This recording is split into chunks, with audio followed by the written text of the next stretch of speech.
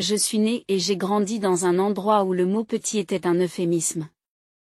Notre ville était un point sur la carte, un endroit que vous auriez manqué si vous aviez cligné des yeux en la traversant. Mes parents étaient des travailleurs acharnés, du genre à se lever avant l'aube et à ne se coucher que lorsque les étoiles étaient hautes dans le ciel. Malgré leur travail harassant, le rêve de m'envoyer à l'université est resté un rêve. En grandissant, j'ai appris la valeur d'$1 et le poids du travail. Lorsque j'ai eu l'âge de travailler, j'étais plus que prêt à retrousser mes manches. Mon premier emploi a consisté à servir du hachis au restaurant local, une cuillère grasse qui accueillait plus de gens du coin que de gens de l'extérieur. Ce n'était pas très prestigieux, mais c'était un travail honnête qui permettait de payer les factures, ou du moins une partie d'entre elles. Anna, la table 4 a besoin d'un nouveau café, et n'oubliez pas que les Henderson aiment leur tarte avec un supplément de crème fouettée. Mon patron, un homme corpulent dont la voix traversait le restaurant sans le moindre effort, hurlait souvent « Oui, monsieur. Oui, monsieur ». Je lui répondais en me précipitant, la cafetière dans une main et une part de tarte dans l'autre. Les habitués étaient comme une horloge, avec leurs commandes prévisibles et leurs visages familiers. C'était réconfortant, d'une certaine manière, de savoir exactement ce que chaque jour apporterait. À eu fil du temps, j'ai gravi les échelons, passant de serveuse à administratrice, un titre qui sonnait chic, mais qui signifiait en réalité que je jonglais avec davantage de responsabilités pour un salaire légèrement meilleur. Le restaurant est devenu ma deuxième maison, et les gens qui y travaillent, ma deuxième famille. Puis, à 25 ans, ma vie a pris un tournant que je n'avais pas vu venir. J'ai rencontré Michael au restaurant, entre autres. Il était différent de tous ceux que j'avais rencontrés, poli, éduqué. Et ses affaires étaient si belles qu'elles auraient pu sortir tout droit d'un livre. Et elle est entrée dans notre petit établissement par un après-midi pluvieux, comme s'il avait pris un mauvais virage et s'était retrouvé à des kilomètres de l'endroit où il voulait être. Excusez-moi, madame, dit-il d'une voix douce et hésitante. Pourrais-je vous demander une tasse de café? Et peut-être quelques indications? Je n'ai pu m'empêcher de sourire. Bien sûr, mon sucre. Asseyez-vous où vous voulez et je vous rejoins tout de suite. Cette tasse de café s'est transformée en plusieurs heures de conversation. Avant même de m'en rendre compte, je suis tombée amoureuse de cet homme timide et maladroit qui semblait trouver du réconfort dans notre petit restaurant pittoresque. Michael travaillait pour une société de conseil, un travail qui me semblait aussi étranger que s'il m'avait dit qu'il était astronaute. Et elle parlait de son travail avec une passion contagieuse, et je me retrouvais suspendue à chacune de ses paroles. Un jour, lassée de sa timidité et sentant qu'il ressentait la même chose pour moi, je me suis lancée. Michael, pourquoi ne pas rendre cela officiel? Toi et moi, un couple. J'ai lâché cette phrase, le cœur battant la chamade. Il me regarda, les yeux écarquillés de surprise, avant qu'un lent sourire ne se dessine sur son visage. Je pensais que tu ne le demanderais jamais, a-t-il dit. Il n'a pas fallu longtemps pour que l'on commence à parler de mariage. La cérémonie a été modeste, mais je n'ai pas cherché le luxe non plus. Nous étions ensemble, et c'est l'essentiel. Après que Michael et moi nous sommes mariés, j'ai pensé que le plus dur était derrière nous. J'avais tout faux. Y traiter avec Madame Brown avant était comme naviguer sur un champ de mines, vivre avec elle en tant que belle-mère officielle était comme se retrouver au milieu d'une zone de guerre active sans aucune armure. Cela a commencé par de petites choses. Des commentaires par-ci. Une remarque désobligeante par-là. Mais bientôt, c'était comme si elle avait une liste de tout ce qu'elle pouvait critiquer à mon sujet et qu'elle cochait les cases avec joie. Un soir, j'étais dans la cuisine, essayant de préparer le dîner pour Michael et moi. Je pensais que lui préparer son plat préféré serait un geste agréable. Madame Brown est entrée, ses yeux balayant la cuisine comme si elle cherchait quelque chose à se mettre sous la dent. Mais qu'est-ce que tu prépares? Ça sent la poubelle, ici. Elle a ricané, le nez plissé de dégoût. Je serre la mâchoire, essayant de garder mon sang-froid. Ce sont les spaghettis carbonara, les préférés de Michael. Elle a soufflé, regardant par-dessus mon épaule. Ce n'est pas comme ça qu'on fait des carbonara. Tu es en train de la gâcher. Laisse-moi te montrer comment on fait. Avant même que je m'en rende compte, elle s'était frayé un chemin en jouant des coudes et en s'emparant de la cuisinière. Ce n'était pas seulement ma cuisine qui lui posait problème. Tout ce que je faisais était passé au crible. Un jour, elle m'a coincé alors que je nettoyais le salon. Anna, sais-tu au moins comment nettoyer correctement? Regarde cette poussière. C'est comme si tu n'essayais même pas.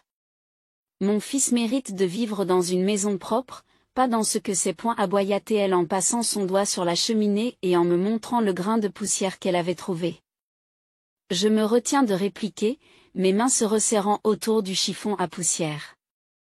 Je fais de mon mieux, Madame Brown. Je travaille aussi, vous savez. Ses lèvres se tordirent en un sourire moqueur. Oh, je sais tout sur votre travail. Mais vraiment, chérie, être serveuse n'est pas une carrière. Tu devrais te concentrer sur les soins à apporter à Michael, et non pas te balader dans un restaurant. Le pire n'était même pas ses paroles. C'était la réaction de Michael, ou plus exactement son absence de réaction. Il semblait se rapetisser chaque fois que sa mère s'en prenait à moi. Redevenant l'homme timide et maladroit que j'avais rencontré pour la première fois au restaurant, incapable de lui tenir tête. Un soir, après que Madame Brown se soit lancée dans une tirade sur le fait que la vaisselle n'était pas lavée selon ses critères, j'ai confronté Michael. Tu ne vois pas ce qu'elle fait? Elle essaie de me faire mal paraître, Michael. Tu dois lui parler. Je l'ai supplié, ma voix étant chargée de frustration. Et elle soupira, se passant une main dans les cheveux. Je vais lui parler, d'accord? Donne-lui juste un peu de temps. Elle reviendra à elle. Mais les choses ne se sont pas améliorées. Elles ont empiré. Et la présence de Madame Brown dans nos vies était comme une ombre constante, assombrissant chaque moment de bonheur que nous essayions de partager. Elle avait un avis sur tout, de l'argent que je gagnais. Une misère. Comment peut-on espérer faire vivre une famille avec ça?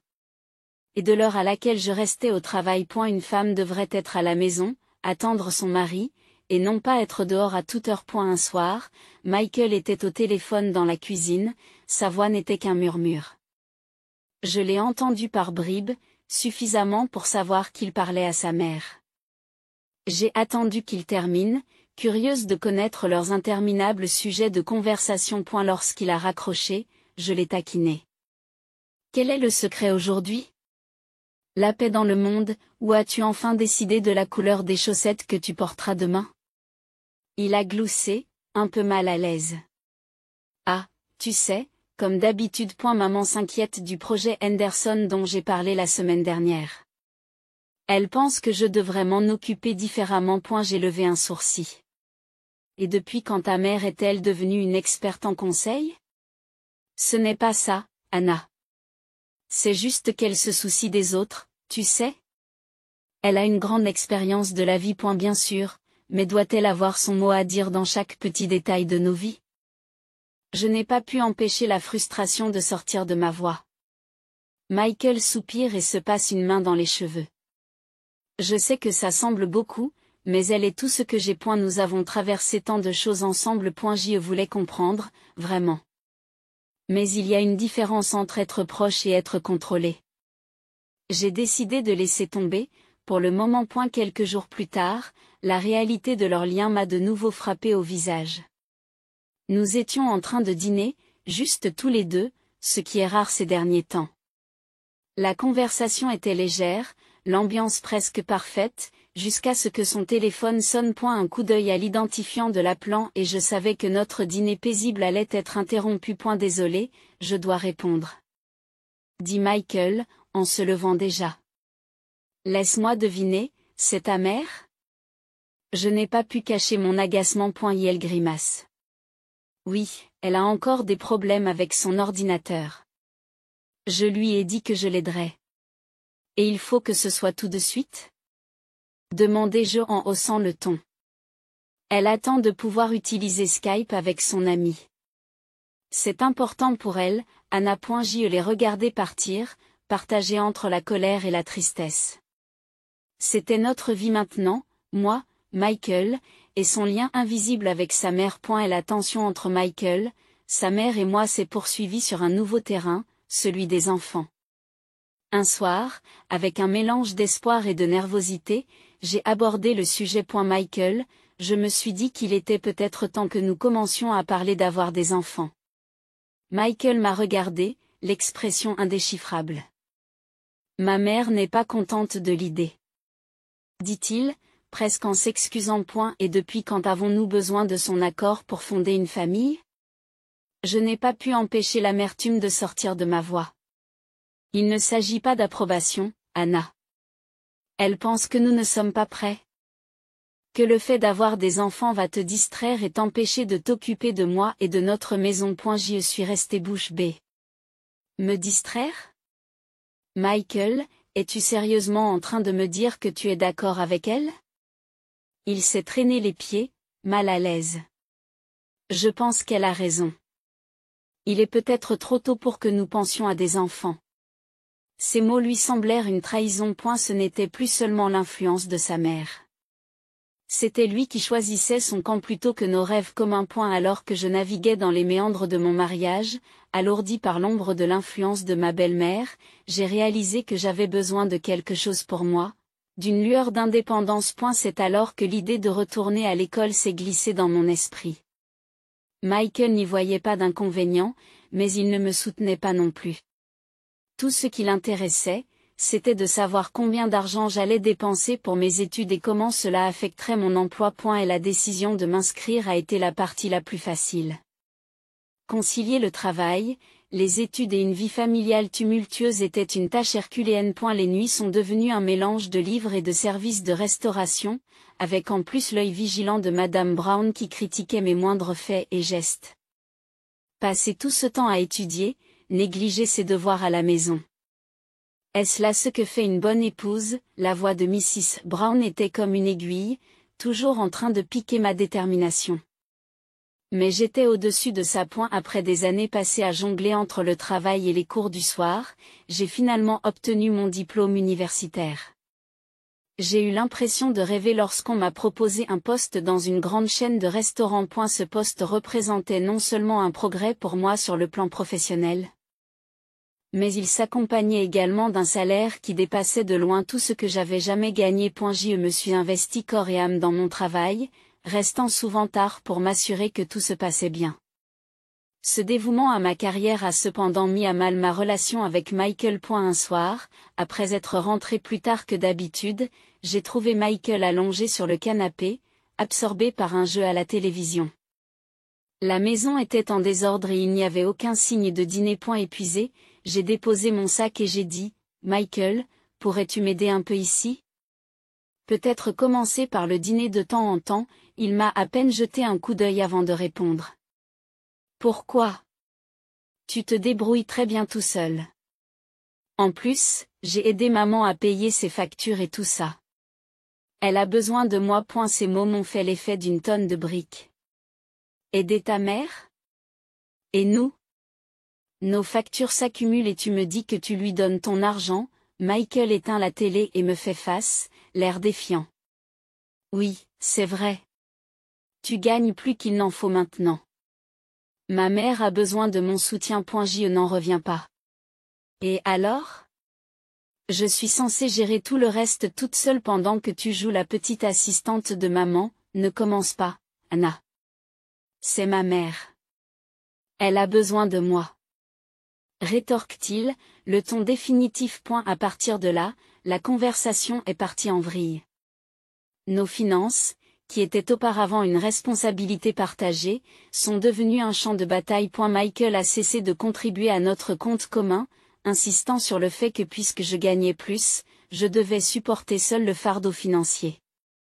Ses visites chez sa mère sont devenues plus fréquentes, me laissant me débrouiller seule à la maison. Un soir, alors que j'étais assise seule à la table de la cuisine, entourée de factures et de boîtes de plats à emporter, j'ai réessayé.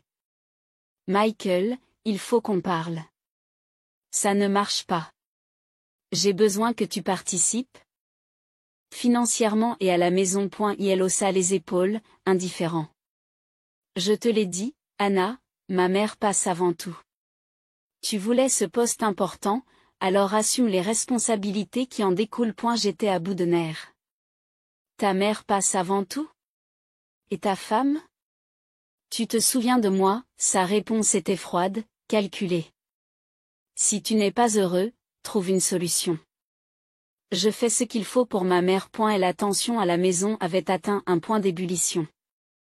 Les absences constantes de Michael et son refus de contribuer m'avaient donné l'impression d'être plus une personne seule à la tête d'un foyer qu'une partenaire dans un mariage. Et il n'y avait pas que les contributions physiques et financières qui faisaient défaut.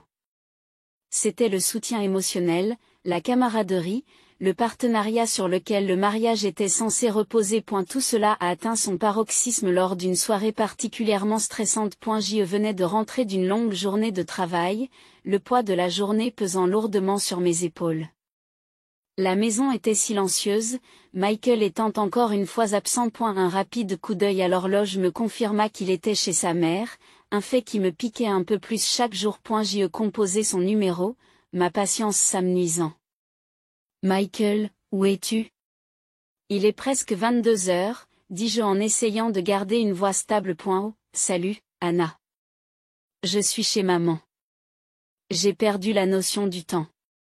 Il a répondu, d'une voix trop décontractée à mon goût. Perdu la notion du temps? Vraiment? Parce qu'il me semble que tu as perdu la notion de beaucoup plus que ça ces derniers temps. Je répliquai, la frustration m'envahissant. Qu'est-ce que ça veut dire? Rétorque-t-il, un ton défensif s'insinuant dans sa voix. Ça veut dire que je suis là à essayer de maintenir notre vie ensemble pendant que tu es parti jouer au fils consciencieux. Ce n'est pas juste, Michael. Ce n'est pas juste pour moi. J'ai dit, les mots se déversant. Il y a eu une pause. Un silence pesant qui a rempli l'espace entre nous. Nous parlerons quand je rentrerai à la maison. Il a dit, finalement, avant de raccrocher. Mais nous n'avons pas parlé quand il est rentré chez lui. Ni le lendemain. La conversation que nous devions avoir continuait d'être repoussée, enterrée sous des excuses et des évitements. Le tournant s'est produit de manière inattendue. J'ai reçu un appel de ma mère, la voix tremblante, à l'autre bout du fil. Anna, c'est ton père. Il est très malade. Je lui ai promis d'être là dès que possible. En raccrochant, je me suis tournée vers Michael, m'attendant à une forme de soutien ou de compréhension. Au lieu de cela, sa réaction m'a laissé pantois. Pourquoi irais-tu? Tu n'es pas médecin. Qu'est-ce que tu peux bien faire? Demande Michael, sur un ton plus accusateur qu'inquiet. Je le fixe, incrédule. C'est mon père, Michael. Il est malade. J'ai besoin d'être là, avec ma famille. Michael secoua la tête, son entêtement reprenant le dessus. Et ton travail?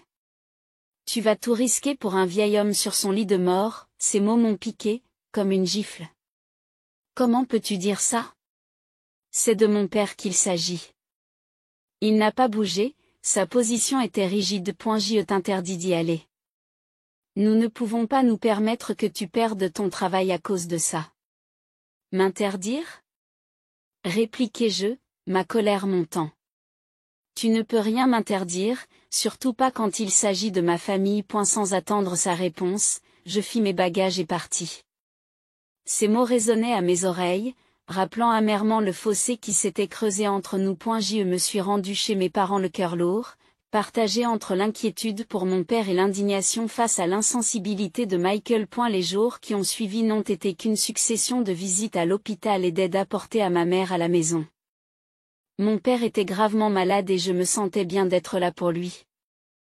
De faire partie de ma famille quand elle avait le plus besoin de moi. C'était là où je devais être, malgré les objections de Michael. Lorsque je suis enfin rentré à la maison, le silence qui m'a accueilli était assourdissant.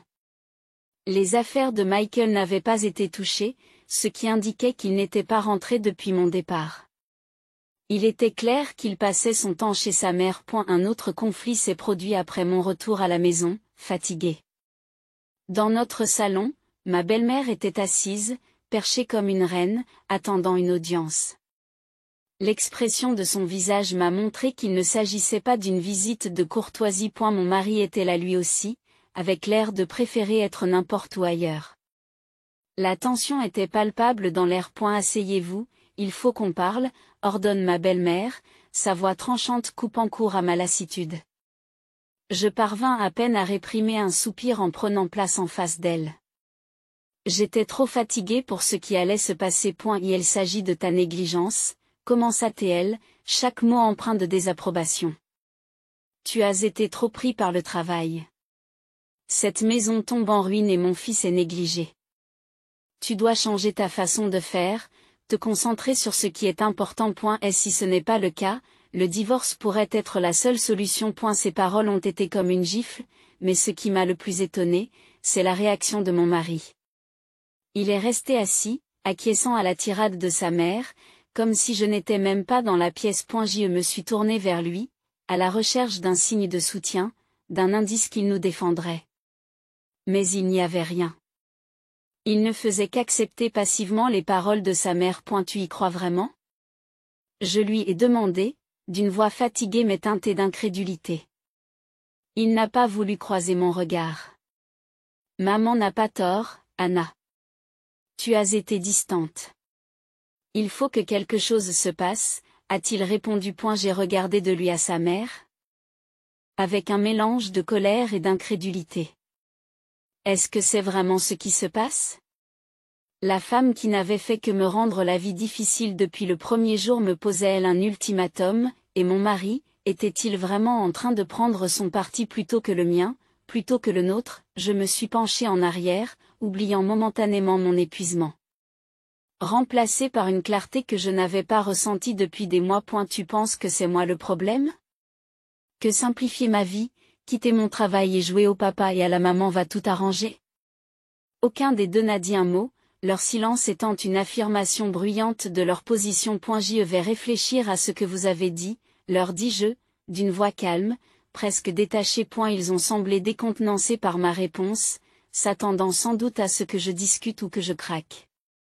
En m'excusant et en me dirigeant vers le lit, les laissant dans un silence stupéfait, j'ai ressenti un mélange de peur et de libération. Le chemin à parcourir était incertain, mais pour la première fois, je m'autorisais à envisager de le parcourir à ma guise. Mais une chose terrible s'est produite, mon père est mort, incapable de faire face à sa maladie. Les jours qui ont suivi l'enterrement de papa ont été flous. J'y suis allée seule, car Michael m'avait clairement fait comprendre qu'il ne me soutiendrait pas, me menaçant même de divorcer si je restais avec maman pendant cette période difficile. À mon retour, la vue qui m'a accueillie était plus froide que tous les mots que Michael avait prononcés. Les papiers du divorce, déjà signés par lui, étaient posés sur la table de la cuisine comme un cadeau de bienvenue tordu. Et il ne m'a pas fallu plus d'un battement de cœur pour me décider. Je les ai signés, sentant un mélange de soulagement et de désir ardent de repartir à zéro m'envahir. Je n'ai pas perdu de temps. J'ai emballé mes affaires. J'ai rangé Michael dans des cartons et je lui ai envoyé un texto pour lui dire qu'il l'attendait. Maman, c'est fait. Je déménage. Je lui ai dit au téléphone, la voix plus ferme que je ne le sentais. Oh, chérie, viens chez moi. Nous trouverons une solution ensemble. Sa voix était une lueur d'espoir dans la tempête. Mais j'avais un autre plan en tête. En fait, maman, que penses-tu d'acheter un appartement ensemble ? Rien que nous, un nouveau départ ? La pause est brève, l'idée prend racine. Je pense que c'est la meilleure idée que tu aies eue depuis longtemps. Faisons -. C'est ce que nous avons fait. Maman a vendu la maison dont elle avait hérité, ensemble, nous avons trouvé un endroit qui semblait promettre des jours meilleurs. Elle était plus spacieuse que tout ce que j'avais imaginé, avec des pièces qui murmuraient de nouveaux départs et un grand salon qui semblait résonner des rires et des conversations à venir. J'ai utilisé l'argent que j'avais économisé, l'argent qui avait été le nôtre, mais qui était devenu un témoignage de mon indépendance. Il a couvert l'hypothèque, faisant de notre nouvelle vie non seulement un rêve, mais une réalité confortable. Notre nouvelle maison. Dit maman, son bras autour de mes épaules, tandis que nous regardions le salon vide, imaginant la vie que nous allions construire. Oui, notre nouveau départ. Juste nous, et sans regarder en arrière. J'ai répondu, sentant la vérité de mes paroles jusqu'au plus profond de mes os. En vivant avec maman dans notre nouvelle maison, j'ai commencé à sentir le poids du passé s'envoler de mes épaules. Chaque matin apportait un sentiment de possibilité, une chance de construire quelque chose de nouveau et de sacré pour nous. Nos journées étaient remplies des tâches banales mais réconfortantes de l'installation de la maison, entrecoupées de moments de planification de notre avenir. C'était une soirée calme, où maman et moi prenions le thé, quand soudain on a frappé à la porte. En l'ouvrant, je n'en ai pas cru mes yeux. Mon ex-mari Michael et sa mère étaient là, comme s'ils avaient le droit de débarquer à l'improviste. Sans attendre une invitation, ils ont fait irruption, regardant autour d'eux, comme si l'endroit leur appartenait. Et la mère de Michael, toujours aussi audacieuse, n'a pas perdu de temps. Nous avons décidé. Nous emménageons ici avec vous demain. Elle l'a annoncé comme si c'était la décision la plus naturelle du monde. Je n'ai pas pu m'en empêcher. J'ai éclaté de rire. Emménager ici. C'est ma maison, pas un hôtel gratuit pour âme perdue. Michael, essayant d'avoir l'air autoritaire, a répliqué. Anna, je suis toujours ton mari. J'ai le droit de vivre dans ta maison. Le rire qui m'a échappé était mi-incrédule, mi-amusé. Oh, Michael, mon cher, tu n'es plus mon mari. Tu te souviens des papiers du divorce que tu as si gentiment signés? Son visage s'est vidé de ses couleurs. Je pensais que tu ne les signerais pas.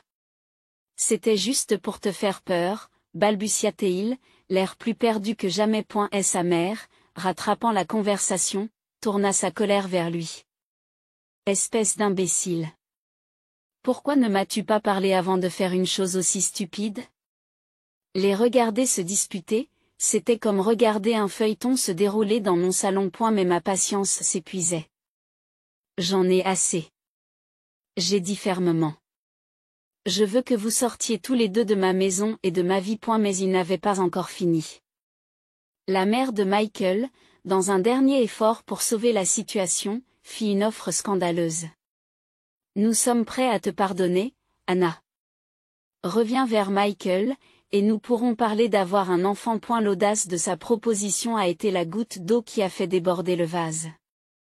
Me pardonner? De quoi, exactement? Il est temps pour vous deux de partir. Pour de bons. Quand ils ont réalisé que je ne bougeais pas, la mère de Michael a joué sa dernière carte. Nous avons besoin d'argent. Michael a perdu son travail. Et je n'ai pas pu m'empêcher de rire à nouveau. Vous me demandez de l'argent? Après tout ce que tu as dit et fait? Je ne crois pas. Finalement, je leur ai montré la porte, une vague de soulagement m'envahissant lorsqu'elle s'est refermée derrière eux. En me retournant vers maman, nous avons échangé un regard incrédule avant d'éclater de rire. C'est la fin de ce chapitre. Me suis-je dit, plus à moi-même qu'à elle. Bon débarras. Maman m'a répondu, son sourire m'indiquant qu'elle était tout aussi soulagée. À partir de ce jour, nous nous sommes concentrés sur la construction de notre nouvelle vie, débarrassés des ombres du passé. Nous avons prévu de rembourser l'hypothèque de notre nouvelle maison et d'en faire un lieu de joie et de paix. Quant à Michael et à sa mère, aux dernières nouvelles, ils passaient d'une location à l'autre, se disputant toujours pour des questions d'argent. C'était une fin appropriée pour eux, je suppose.